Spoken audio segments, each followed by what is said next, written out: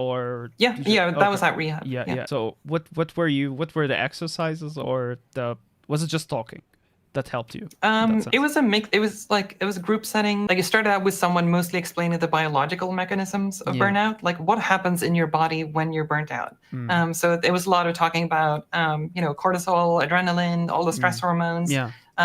What happens in your body when you are stressed, and then of course what is burnout. And then burnout, it's a chronic stress over a long period of time that then at its worst builds up into crashing. And then what happens is that you become very, very sensitive to stress in a way that in many cases can actually be permanently damaging you, where you're permanently going to be worse at dealing with stress.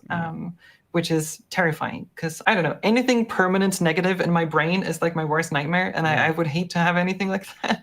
And so then it started out with kind of like lecture style stuff. We were a small group of people at rehab. I think we were like 6 people. And so then there were a few exercises to just let yourself slow down and being kind of aware of your thoughts. And then also doing stuff like getting some actual like quantitative data on your behavior. I think that's something that most people don't do almost ever. For example, one of the exercises we did was like, okay, you have 24 hours on a timeline. Mark what you think you do during those 24 hours of your day. And then for the next, try to see what you actually do during every like moment during that day. There's quite often a big discrepancy between what you think you do and what you actually do. Wow.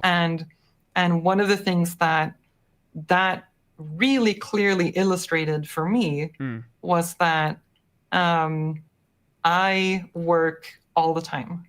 There are a few moments where I don't work, which is when I'm eating. Like when I'm eating and when I'm sleeping, I'm not working, or when I go to the grocery store. Wow. But then otherwise, I work.